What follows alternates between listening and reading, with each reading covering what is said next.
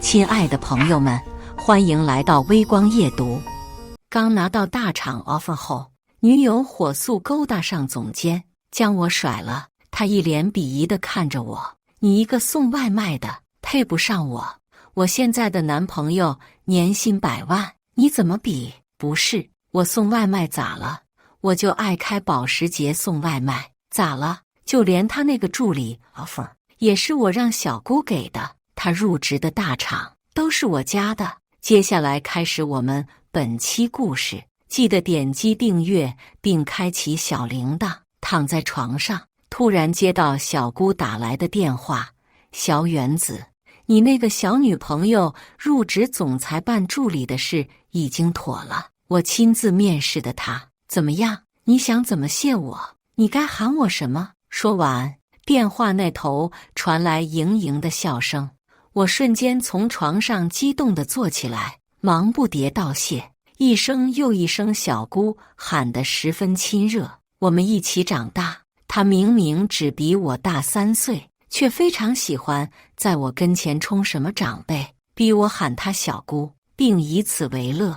之前我一直不肯喊，这次帮了我大忙，可算是让她逮到机会了。挂了电话后，我赶忙收拾了下自己，朝女朋友的学校赶过去。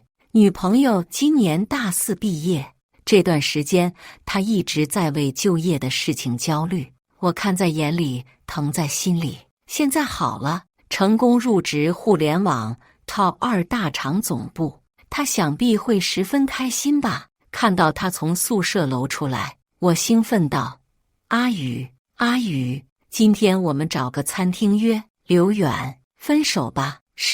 什么？以为听错，我竟一时没反应过来，正愣在原地。我说分手，你被甩了，没听到吗？宋宇一脸鄙夷地看着我：“你左右不过一个送外卖的，根本配不上我。现在我不仅入职了顶级互联网大厂总部，还和一个年薪100万的总监谈上恋爱，眼看着我马上就跨越自己的阶级了。怎么可以和你这种社会底层的角色浪费时间？”说完，他冷哼一声，迈着极其高傲的步伐离开。看着他的身影慢慢消失在女寝楼道，好半天后，我才回过神来。所以我现在是被甩了，这就是传说中的上岸第一剑，先斩意中人吗？想不到这种梗居然有一天会发生在我身上，简直可笑。我以为自己拿到的是拯救落魄美女然后幸福一生的剧本，没想到却是被渣女当踏脚石后始乱终弃的结局，还是以这么荒诞的理由。我怒不可遏，忍不住骂自己识人不明的愚蠢。他的工作都是我背地安排的，现在他居然因为入职大厂就认为我配不上他，和我分手。他不会觉得自己是凭能力入职大厂总部的吧？也不想想，一个普通2本毕业的应届生，如果不是我背地安排，他简历连初筛都过不去，还想面试，我真是搬起石头砸自己的脚。不过说来也是万幸，还好现在就认清了他市侩的真面目，还好没有那么着急跟他袒露我富2代的身份。我是一个整日游手好闲的富2代，毕竟家里的钱多到我几辈子都花不完，那我还努力干嘛？每日最大的乐趣之一就是开着我的保时捷超跑去送外卖，或者跑个滴滴。我这人没素质也低俗，就喜欢看接单时原本对我颐指气使的顾客见到保时捷后一脸不可置信的模样，别提有多痛快了。1年前认识宋宇时，我刚开始送外卖没多久。那天我刚把外卖送完下楼，发现他蹲在楼底抹泪，哭得梨花带雨。我忍不住上前安慰他，一番询问后，他说之所以如此伤心，是因为家里母亲重病，拿不出学费、生活费给他继续读书了。他现在打暑假工，还被黑中介骗了，辛苦2个月，1分钱工资也拿不到，实在不知道该怎么办才好。看他哭得可怜，我大手一挥，跟他承诺说学费生活费我帮他，我来供他读书。就这样，我们因此相识，渐渐熟络了起来。后来慢慢发现，他竟然如此细致体贴、烂漫纯真，我实在醉心于他的温情。没过多久，我们就相恋了。以前我遇到的人总是对我有所企图，而他不一样，他给我的感觉是，他爱的是我这个人。为了不打破这种让我觉得分外美好的感觉，我将保时捷放在车库吃灰，买了一辆小电瓶车，过起了和真的外卖员一样的生活。在一起这几年，一边送外卖，一边资助他念书。他说想要一个安静的地方考研，我开玩笑说可以和我同居。他说他是个传统的人，不想这么早同居，于是我便买了个一居室的小房子，假装是租来给他住的。他说想吃家乡口味的姜爆鸭，于是原本衣来伸手饭来张口的我开始学着怎么做饭，专门找了大厨学习怎么做好一道姜爆鸭。后来他考研失败，找工作屡屡碰壁，我便找小姑帮忙，把他安排进自己家公司。投简历前，他毫无信心，觉得自己2本的学历根本不可能进大厂总部。是我一直在一旁鼓励他，我对他那么好，可是一片真心究竟换来了什么？是背叛，是他得势后踹了我，还送了顶绿帽子。他还说我配不上他，简直可笑。呵，到底谁配不上谁？我自嘲一笑，拿起手机打电话给自己从小玩到大的发小项羽，被你说中了，我和宋宇分手了，就在刚刚被甩了。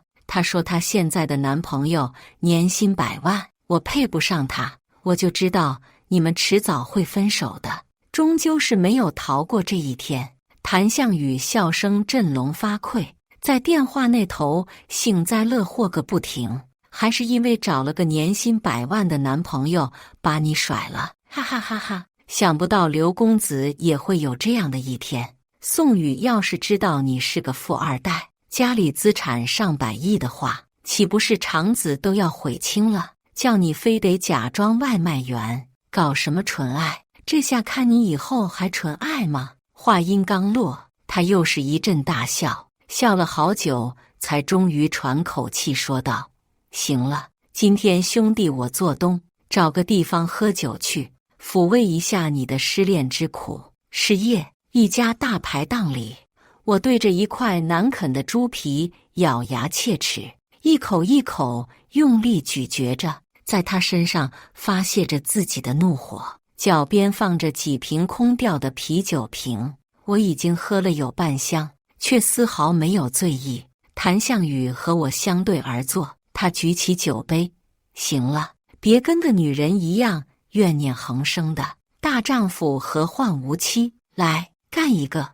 我拿起酒杯和他轻轻一碰，仰头一饮而尽。正当我准备和他说些什么的时候，他突然朝我身后努努嘴，我一脸疑惑地转头看过去，然后忍不住皱起眉头，真是冤家路窄呀！刘远，你怎么在这里？宋宇冷冷地瞪着我，语气极其不悦，跟踪我？我们已经分手了。他身边站着一个我从未见过的陌生男人，想必这就是那个他所谓的年薪100万的男朋友吧。真是够装逼的，谁家正常人来大排档吃烧烤还穿西装打领带呀？跟踪你，你眼瞎了？也不看看谁先来的？我嗤笑一声，你也知道我们分手了呀？如果我没记错的话，你身上这条裙子是我送的吧？分手了为什么不扔掉？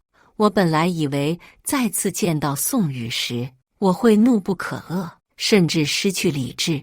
但现在我内心却十分平静，没有丝毫愤怒。对这1年和他恋爱的经历，只觉得可笑和不值。你，宋宇愤怒地往前迈了一步，他身边的那个男人却把他拉住了。男人装模作样理了理领带，然后从包里掏出一张名片，扔在我和项羽的餐桌上，鼻孔朝天道：“鄙人康弘正，和小雨一个公司，在策划部当总监，想必你已经明白和我之间的差距了吧？”宋雨紧紧依偎在他身旁，睥睨着我，表情洋洋得意，仿佛同样因男人的身份引以为傲。突然，谭项羽一个绷不住，将口中的啤酒吐了我一脸，然后在那里疯狂拍桌子大笑。我嘴角不停抽搐，对眼前发生的一幕实在无语至极。不是哥吗？你所谓的那个大厂，其实只是我家的一个子公司啊。那个男人，也就是康弘正，他嘴角一撇，不屑道：“小雨，以后我们约会不要来这么低级的地方了。真的是，在这里吃饭的都是社会的底层人物，一点素质也没有。知道了，弘正哥哥，这不是还没正式入职发工资吗？我只能请你在这个地方吃饭。走，我们去里面包厢。”宋雨在一旁乖乖点头，然后拉着男人往店内去了。刚走没2步，回头看了我一眼，表情高高在上，言辞冷淡。社会底层的人确实没什么素质。他们走后，谭项羽还在那里抱着肚子笑个不停，笑声之大之疯，引得周围的人纷纷侧目。他毫不顾忌，肆意笑出了眼泪，整个人软在身后的塑料椅上。得亏店家的椅子质量好，不然此时他肯定摔在地上。我无语地叹口气，拿起纸巾将他刚刚吐我脸上的啤酒慢慢擦掉。不是，我的刘公子，你们家员工这么蹬鼻子上脸，你竟然不生气？谭项羽一边还笑抽搐，一边问我，这不是他们走得太快，没来得及。我往自己杯里倒了半盏酒，喝掉。刚刚发生的事，感觉像老鼠撵猫，简直倒反天罡。我本来以为他想攀高枝，就由他去，毕竟我曾经真的喜欢过他，不忍对他做什么。没想到他居然这么贱。我早说过，他根本不是真的喜欢你，只是想利用你的钱供他念完大学而已。等时候一到，就会一脚把你踢开。你还不信？以为遇到爱情你是对的，看来我不能就这么轻易地放过他了。我仰头灌满一杯水，直接打给我的专属银行助理。喂，你好，把我尾号0785的那张卡里的钱全部转出来，然后冻结掉。对，现在等着看好戏吧。大概1个小时，宋雨带着她现在的男朋友康弘正从店里出来。在店门口，他还狠狠地剜了我一眼，然后大声呼喊：“老板结账！”想结账之前，为了向宋雨表白心意，同时也不希望他辛苦去勤工俭学，我以上交工资卡的名头给了他一张银行卡，供他日常消费。所以平时他不管买什么东西，基本花的都是我的钱，自己根本没有半点积蓄。果不其然，在他扫码输入金额后，下一秒脸色变得极其难看，就算隔得老远，我也能清晰地看到他表情有多么僵硬和尴尬。他又不死心地再次支付了一下，然后仿佛意识到了什么，表情由尴尬变为愤怒，迈着大步向我冲来。刘远，你凭什么冻结我的卡？宋雨厉声道，给你1分钟时间，马上把卡解冻，或许这样我还能给你一个道歉的机会。你这样的社会底层，凭什么敢得罪我？我告诉你，我马上就要跨越阶级了。像你这种整日混吃等死的废物，永远不会理解上流社会有多么令人向往。你吃烧烤被辣成傻逼了吧？一口一个阶级，一口一个社会底层，我能冻结的自然是我的卡，跟你有什么关系？注意到周围的人都看过来，老板的视线望了过来，我不嫌事大，高声道：“这个女人一直花我的钱，现在另攀上高枝，把我甩了，还想刷我的卡请她现在的男朋友吃饭。我不把卡给冻结的话，岂不是太愚蠢了？都分手了，你还有什么资格花我的钱？你想请别人吃饭，花自己的钱请啊！大家说对不对？来大排档吃饭的大多是些老爷们，爱凑热闹。又听见我的一番话，他们纷纷起哄，大声附和我的话，喊对。还有一个大哥仗义直言，这女人就是贱，花着这个兄弟的钱，还嫌他没前途。现在分手了，还想花这兄弟的钱请别人吃饭，必吃不如。大哥声音洪亮，我跟项羽还有周围的其他人纷纷叫好。喧嚣的大排档里，几乎所有人都以一种戏谑的眼神看着宋宇。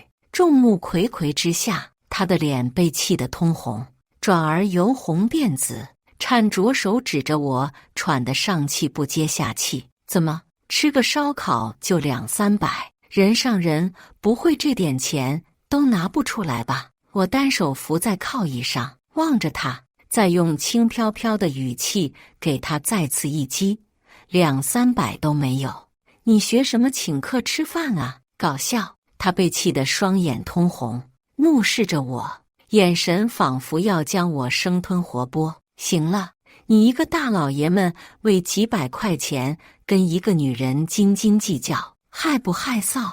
康宏正走到老板跟前扫码付款，睥睨着我，这顿饭我请，我可不像某些人，连几百块都舍不得。小雨离开他跟我在一起，简直再明智不过了。我大力一拍桌子，起身指着他鼻子怒骂：“你他妈在我面前装什么大尾巴狼呢？”康宏正被吓得一个机灵，后退半步，嘟哝道：“早知道不来这种底层聚集的大排档吃饭了。都什么人啊？言辞粗鲁，一点素质都没有，一辈子也只配和这些下九流的货色为伍，只配吃大排档、路边摊。”他的声音虽然不大，但在场的人听得格外清楚。这下子他算是惹了众怒。刚刚那个仗义直言的大哥率先起身怒喝：“装你妈呢？说谁没素质？”其他人也怒不可遏，一个又一个拍桌站起来：“大排档吃饭碍着你了，什么德行？还说老子下九流？你他妈又算什么东西？穿西装打领带来大排档吃饭，也不知道装给谁看。我看啊，这种人看着人模狗样，其实一肚子男盗女娼，累就是个哈麻批。他才没的素质，还好意思说老子？老子最有素质了。”在场的所有人都对宋宇和康宏正两人勃然怒视。现在正值盛夏，大哥们大多光着膀子，还有好几位纹着花臂，个个都极不好惹的样子，凶狠地看着他们，仿佛下一秒众人就要上去围殴两人。康宏正几乎被眼前的场景吓破胆，屁都不敢放一个，蒙头就跑。好一会儿后，宋宇才反应过来，追上他的脚步，两人一起跑了，被两人抱头鼠窜的样子逗得乐不可支。我环视周围的大哥们，高声大笑：“老板，给每个座再上200串羊肉，3件啤酒，我请。”各位大哥助拳，小弟在此道谢。好，众人纷纷鼓掌，一时间场面热闹至极，颇有江湖草莽笑聚山林的气氛。没问题，每座200串羊肉，3件啤酒。老板热切地答应，然后望着宋康二人离去的方向，啐了一下口水。我举起酒杯敬向众人：“各位，干杯！”次日晌午，我感到身上一沉，迷糊间，我推开身上压着的人，从逼仄的床上起身，脑袋仍旧十分昏沉，看着床上醉酒未醒的发小谭项羽，我忍不住拍了拍余痛未消的脑袋，慢慢想起来昨晚发生的所有事。昨天我和项羽兴致正好，喝了好多酒，现在怎么跑到这里来了？我打量这间狭小的、乱糟糟的寝室，里面摆着4张学生时代常见的上下铺的铁架床，一共住8个人。现在其他人都出去送外卖去了，寝室里空无一人。这是我为了在宋宇面前不露破绽，和其他外卖员合住的寝室，每周总会来住个2、3天。看着床头上挂着的橙黄色的美团制服，蓦地我想起每次来这里过夜时，总是满怀期待次日宋宇来找我时的样子，不禁一叹，是时候该结束这一切了。我拿出手机，拨出管家的电话，陈叔，派人把我的保时捷开到富力小区来，带2身好点的衣服。对了，再送7辆新的电动车来。好，麻烦尽快。接着我又找来一张纸条，给其他室友留了些告别的话，一人送辆新电动车。认识1年多，也算一场缘分。最后我走回床边，将谭向宇轻轻拍醒。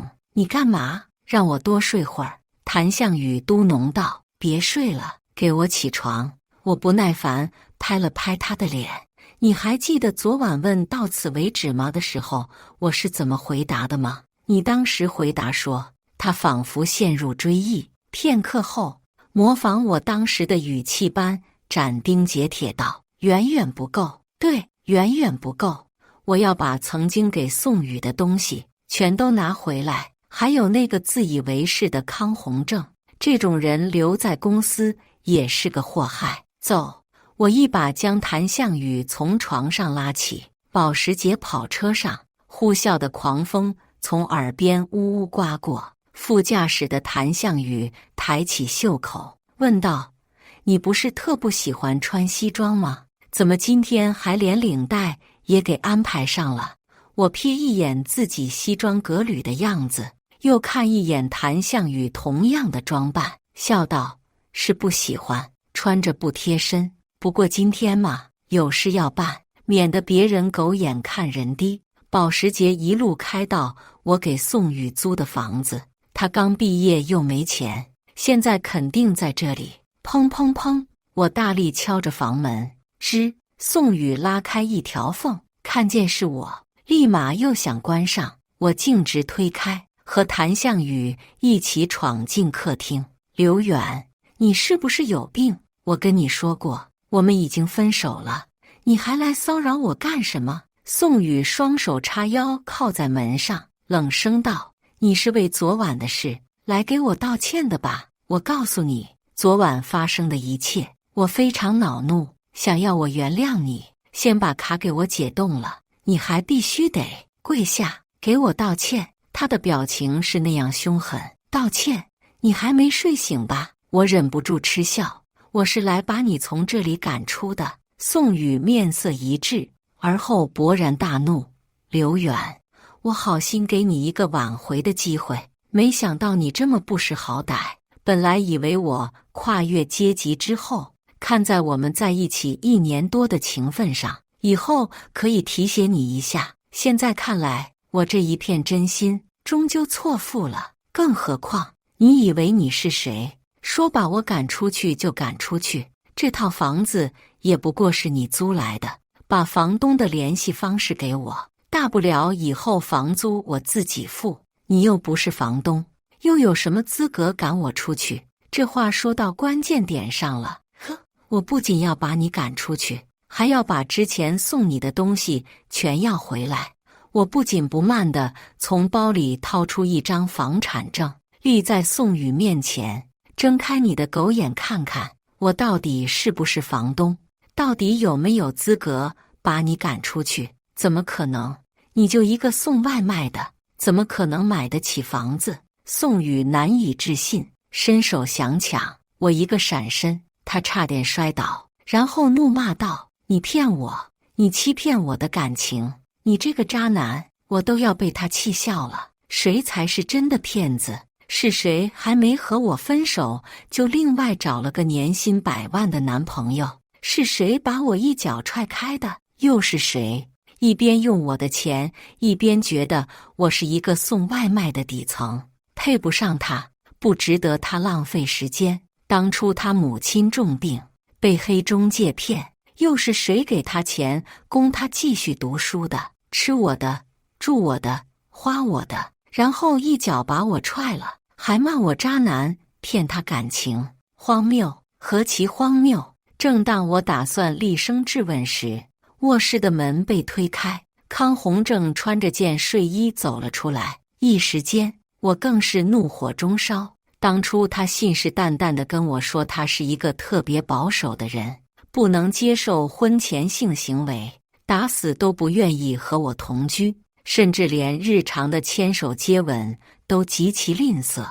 但是现在，这个贱人才和他在一起多久，就已经睡在一起了？原来所谓的传统，所谓的保守，全是假的，全都是他不愿意的狗屁托词。现在找了个年薪100万的男朋友，不是上赶着给他睡吗？原来项羽说的都是对的，他从始至终对我只有利用，而无半点真心。怪不得他变得这么快。我竭力遏制住心中的愤怒，对宋宇已经彻底心灰意冷。深吸口气后，我看着眼前这对狗男女，恨不得将他们挫骨扬灰，把他们身上的每一段骨头都敲碎，然后饮其血，吃其肉。看来昨晚那个大哥说的没错，宋宇，你真的是婊子不如。我冷眼看着眼前恶心的女人，语气里没有一丝留情。现在，立刻，马上从我的房子里给我滚出去！底层的人还真是没素质啊！康宏正在一旁打个哈欠，眼神不屑道：“对一个小女孩这么苦苦相逼，也配算个男人？”谭项羽大声呵斥：“你算什么东西？也配说我们是底层？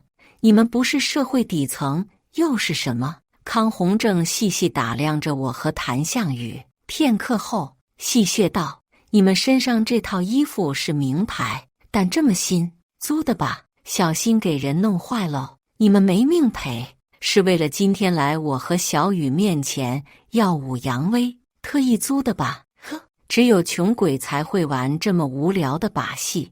这里是50万的支票，差不多这套小房子市价的1.2倍。拿了钱，你们就赶紧滚，然后找个地方偷着乐吧。”说着，他从皮夹里掏出一张支票，刷刷写下名字递给我。我拿着支票和谭项羽对视一阵后，哄堂大笑。他居然说我们的衣服是租的，还说我们是穷鬼，想拿50万打发我。长这么大，有人骂我为富不仁，骂我作恶多端，骂我衣冠禽兽，但是唯独没有人骂过我穷，家里资产数百亿，但是我自己就有着上亿的现金流，居然有人骂我穷，还是我自己家的员工，真是太可笑了。我接过支票，仔细打量一阵，在康宏正和宋宇露出得意的表情的时候，我却不紧不慢地将支票撕掉。50万，哇，真是好多钱呢！可惜我不要，我只要你们给我滚出这里！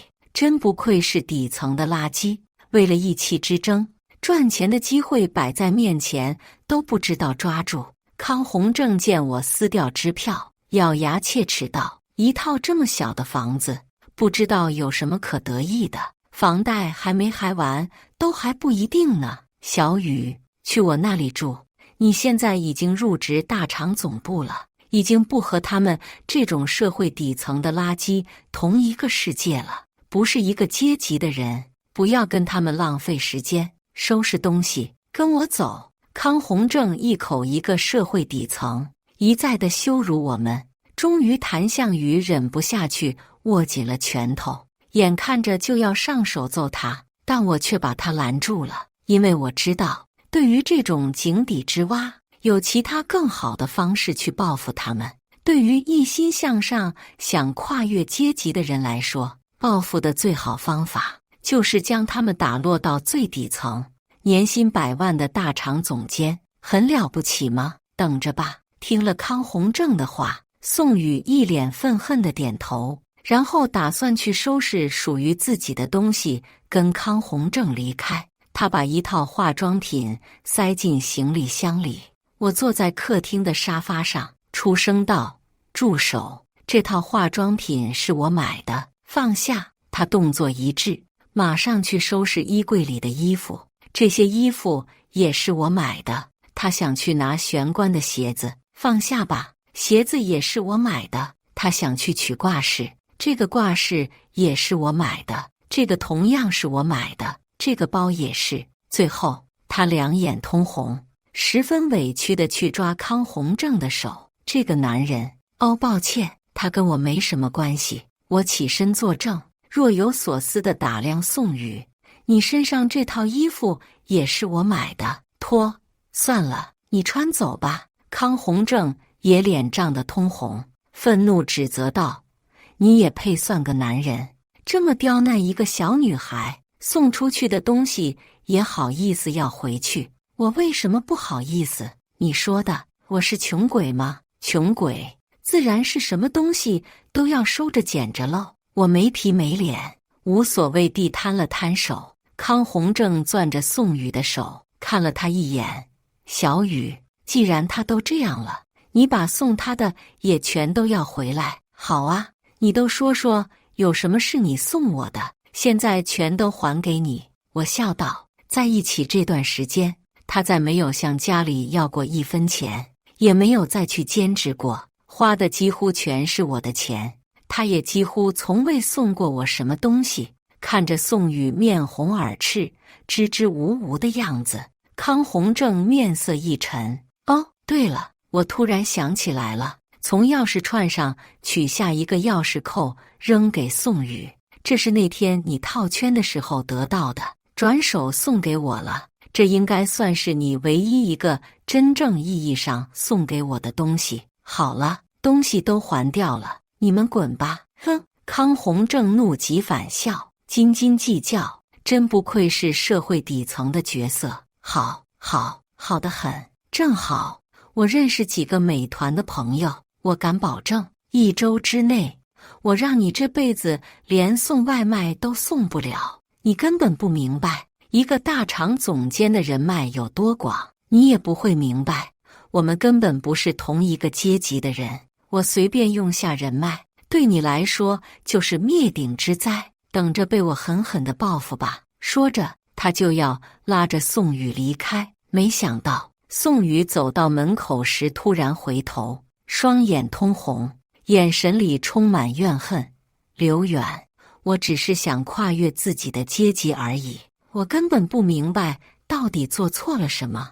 你居然这样折辱我！你等着，今天所受的一切屈辱，终有一天我会还给你的。不明白自己做错了什么。晚上在别墅和父母、大哥、二哥在家里吃饭的时候，我脑子里仍旧回荡着宋宇白天说的那番话，真是可笑啊！他居然还有脸说不知道自己做错了什么。我全心全意地爱他，供他读完大学之后，见他苦恼就业，还去找小姑给他安排了一份工作。可他是怎么回报我的呢？只不过刚刚面试成功，甚至还没转正，还没和我分手，就找了个年薪100万的新男朋友，转头就把我踹开。不仅如此，他还说我只是一个送外卖的，配不上他，说我不再跟他是同一个阶级的人，跟我待在一起是浪费时间。这是赤裸裸的背叛，以及对我的无底线的羞辱。还好意思说自己没做错什么？阶级，我倒要让那2个贱人好好的看看，到底什么才是真正的阶级。想什么呢？餐桌旁，父亲突然问我，满桌子的菜，怎么一直发呆？爸，过几天我想去小姑在的那个大厂里看一下，你给我安排个名誉董事的身份吧。怎么说我也是有点股份的。听了我的话，父亲、母亲、大哥和二哥都很吃惊，因为我几乎从来不管家里生意上的事，现在却突然开口。父亲看着我，若有所思，略微思忖后，跟秘书打了个电话，然后同意了。我在那个大厂公司里占的股份不多，只有1个点多，但这也是一笔了不得的财富。加上自家集团公司控股的缘故，安排一个名誉董事的职位轻而易举。几天后，我打扮得体，在秘书的陪同下，开着一辆林肯，缓缓停在公司楼下。楼底乌泱泱站着一大群人，车刚停稳，为首的总经理就立马小跑过来给我开门。我下车后跟总经理握手，于总经理，我这个名誉董事来得突然，在公司的股份也不多，今天来公司只是随便看看。总经理连连陪笑，哪里，大驾光临，有失远迎。您能来公司考察，是我们全体员工的荣幸。人群围了上来，纷纷喊刘董事好。我微笑点头致意。人群中突然响起一个突兀的声音：刘董事，你怎么来了？我转头看过去，是大我3岁的小姑。我走过去拍了拍她的肩膀，对她偷偷眨了下眼睛，笑而不语。其余众人面面相觑，不明白什么情况，唯有总经理一脸了然的模样。我走在最前面，总经理陪在我身前引路，其余众人则在不远不近的地方跟着。我听到后面有人小声说话：陈哥，这个刘董事听说持股也不多呀，怎么总经理对他这么恭敬？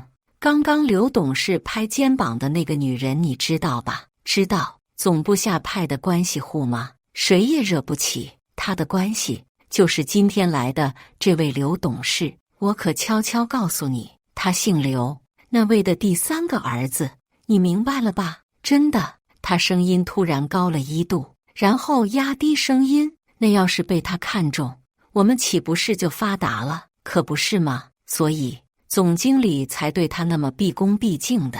听到后面的窃窃私语，我恍若未闻，继续坦然地和总经理谈笑。整栋楼都是这家子公司的员工，几乎路上遇到的每一个员工都远远地站直鞠躬，冲我喊刘董事好。我忍不住眉头一挑，这位总经理挺上道的，看来很想进步嘛。坐在顶楼的会议室里，我打发了一些有工作要忙的高管，只留了总经理和其余几位掌握人事、财务的一把手和我的小姑。我坐在真皮沙发上，其余的人依次围着会议桌坐着。总经理坐我左手位，亲手给我倒了一杯茶，我连忙道谢。哎呦，于总经理，你可太客气了。哪里，这茶不错，您尝尝。于总经理坐回自己位置，我一边喝茶一边轻声问道：听说策划部有一个叫康宏正的总监，刚刚好像没见着。是，他就是一个中层的管理人员，职位还够不上来迎接您。怎么，您和他认识？是，认识，颇有往来呢。我冷笑道。还有总裁办一个叫宋宇的实习生，一起叫来吧。很快，康宏正和宋宇被人带进会议室，墙角站着。他们看到我，像看到鬼一样，当时脸色煞白。他们肯定早听说有一位姓刘的董事要来参观公司，但绝对想不到这位董事是我。而我只是微微瞥他们一眼，四目相对间，两人立马惊慌失措地把头埋得很深很深，一副诚惶诚恐的模样。收回视线后，我像个没事人一样和与总经理还有一众高管谈笑。众人都对站在角落的二人视若无睹，大家的工作都做得很不错呀。我对一众高管称赞道：哪里，多谢刘董事称赞。刘董事赞谬了，不敢。好了，我该走了。今天来公司本来就是随便看看，没什么大事。我起身走到一半的时候，突然伸手指向角落里装死的康宏正和宋宇，他们被我指着，立马浑身一颤，害怕不已。哦，对了，这位康宏正康总监，还有这位宋宇女士，他们可是好得很呢。前阵子还说我和他们不是同一个阶级的，说什么我只是社会底层的垃圾，还打算狠狠报复我呢。于总经理和一众高管瞬间脸色一黑，纷纷以一种极其微妙的眼神看向康宋二人。我上前拍了拍康宏正的肩膀，笑嘻嘻地看着他。不过我相信康总监只是跟我开玩笑的，对吧？康宏正脸上已经几乎没了血色，却还抢笑着上前：“是玩笑，刘董。”我立马嫌弃地后退半步，转头笑着对于总经理说道：“我看这两个人其实都不太适合吃互联网这碗饭。于经理，你觉得呢？”“是，我明白，我会立刻开始办这件事。”于总经理了然点头，当着二人的面便对秘书吩咐，让审查委员会的人查一下康宏正职务受贿等问题，全行业封杀他和宋宇二人。说完，他用眼神试探着看向我，我点头微笑说：“公事公办就好，反正康宏正也干净不了。”离开时，我特意路过宋宇身边，看着他浑身颤抖，几乎快要被吓破胆的样子，我轻声微笑道：“现在你知道什么才是真正的阶级了吗？”刚离开会议室没几步，就听到办公室里传来的嚎啕大哭，是宋宇的声音：“刘远，我错了，我真的错了，我不该背叛你，原谅我，求你原谅我，原谅我好不好？我还是爱你的，我还爱着你的呀，是我得陇望蜀不知足，求你再给我一个机会好不好？不要封杀我，不要开除我，求你了。你跟总经理说不要开除我好不好？不要毁了我呀，求你了。”那声音，那叫一个凄凉悲惨，简直听者伤心，闻者落泪。可我不在意，头也没回，只阔步向前方迈去。以后我们没关系了。感谢大家的观看，本期故事精彩吗？欢迎大家在下方评论区吐槽。如果你喜欢这类故事，记得点击订阅微光夜读，并分享给更多的人，这会对我帮助很大。再次感谢大家的观看。